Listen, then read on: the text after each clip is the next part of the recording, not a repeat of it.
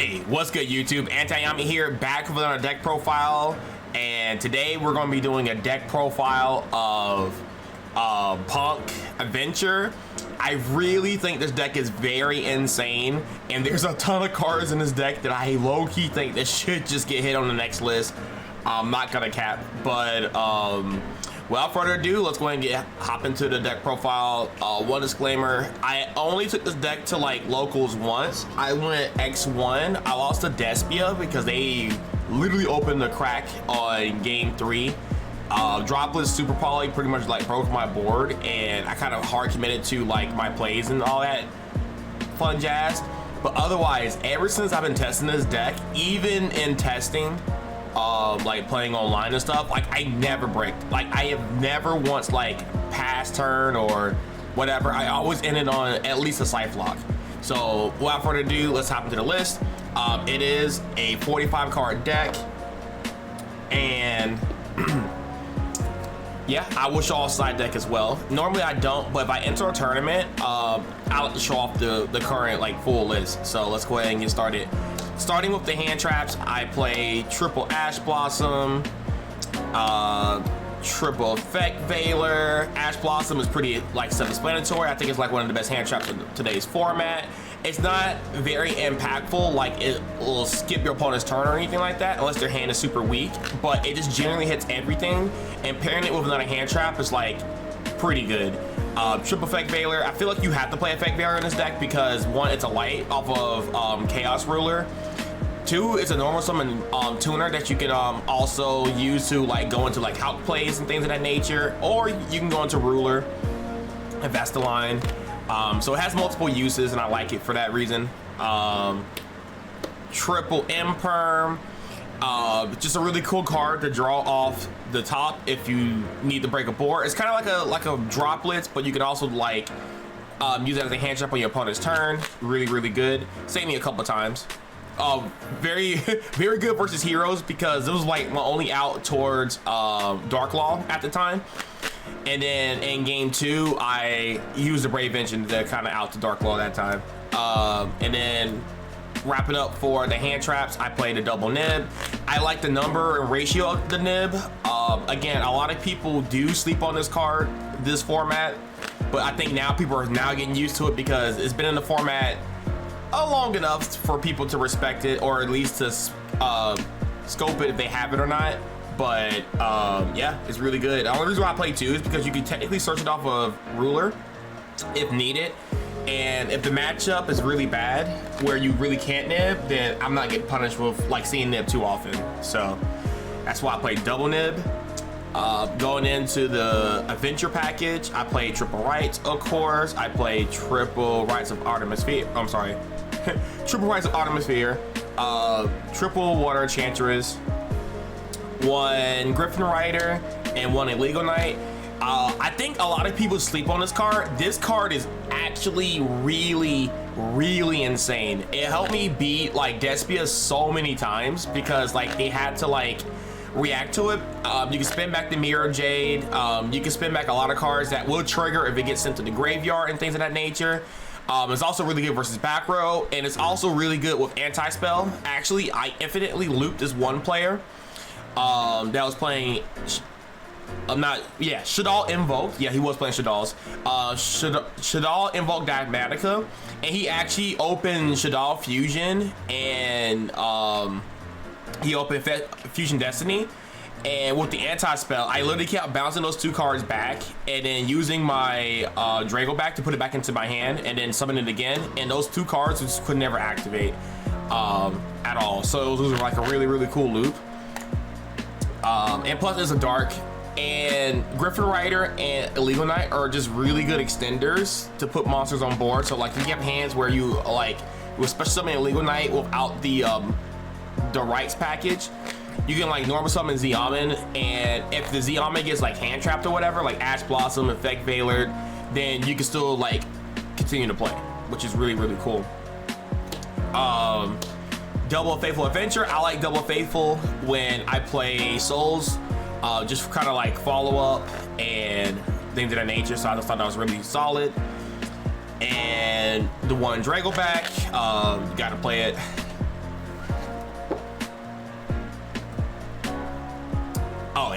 course, Foolish Burial. Foolish Burial is pretty much another copies of the monster, but sometimes you can dump like the Snow or, you know, cards like that, Jet Synchron, but very, very rarely. Going into the Punk engine, we have the triple E Teleport. We got the triple Foxy Tune, double Xiaomin, one Ogre Dance, and then we have the one Deer Note.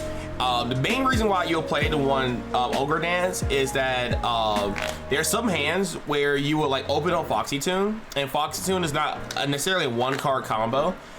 So you want to like use Foxy Tune's effect, especially in Xiaomin. Then use Xiaomin's effect to search out the Ogre Dance.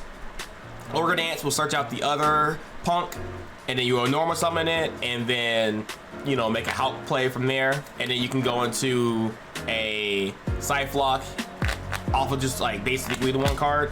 So yeah, and of course E-Teleport is a one card combo, and Deer Note is just insane. The reason why I feel like this deck is really, really good, honestly.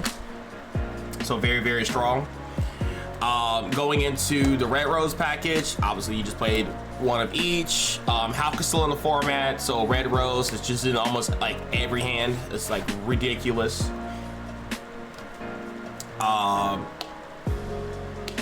I still play the double illusions and double souls. I just love this package. It's just like an extra extender. It draws 2. Like, it gives you so many pluses if you resolve it, and getting access to Hero Arclight to play around the droplets is really, really insane to protect your Scythe.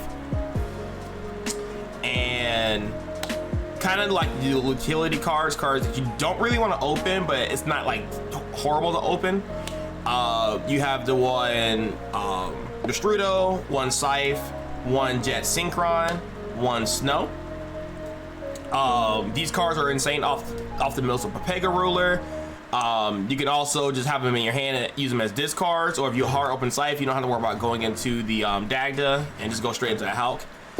Really, really good stuff. A really cool thing about Destrudo, which came in clutch in a lot of games. I'm pretty sure I was gonna win the game anyway, but the fact that Destrudo costs half your life points, it also helps power up your Psychic End Punisher, which is really, really good. Helped me go for game a lot easier. And the last card is Called by the Grave. Like, this card is just amazing. If you see it in your opening hand and you have like full combo, like, it's really nothing your opponent can do about it. All right, going into the extra deck, we have Psychic End Punisher, Baron DeFleur, Hot Red, Pepega Ruler or Chaos Ruler, Shooting Rysar, TG Wonder Magician, one Hero of the Arclight. That's gonna wrap it up for the synchros here. All pretty much standard at this point. Nothing like really, really crazy.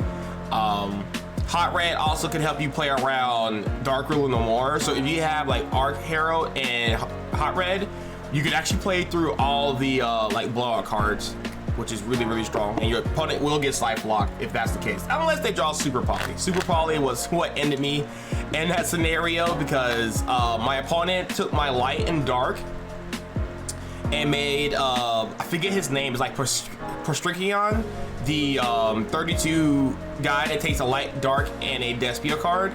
Yeah, that kind of ended my life. Going into the links, Access Code Talker, Selene, Dagda, Hulk. Hulk will probably get banned this format, I'm just calling it, or on the next list.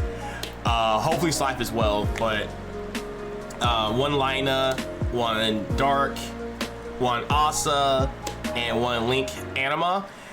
I get the reason why people play Link Kuriboh. I would only play Link Kuriboh in the Mare version of the deck, which I think is obviously just a lot better. But this right here, because people still don't respect this card. Like, it's insane how many times I used this effect during the last tournament. It was insane. I think I resolved this card like 3 times. Well, not to be fair, because like I actually resolved this card because of Nib, because I always put the Nib in the extra monster zone columns, and you just make, you know, summon out the souls and suck it up, and it's just like free out to Nib. so which can come up really well.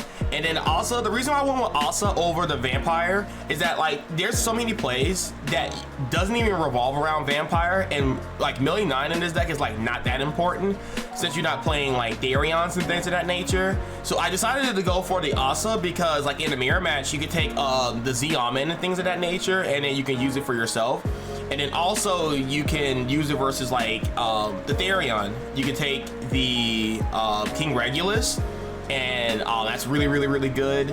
And it actually came up once versus Solar Souls because they play the Athara, and Athara is a dark, oh sorry, a Earth and a tuner, so that actually came up in that matchup as well. It comes up in other matchups too, because I remember once I went against an Earth Machine deck, and I kept taking their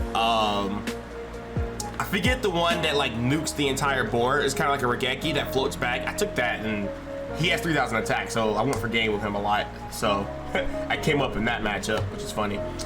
Going on to the side deck, I have one Token Collector, one Necro Banshee, one Zombie World.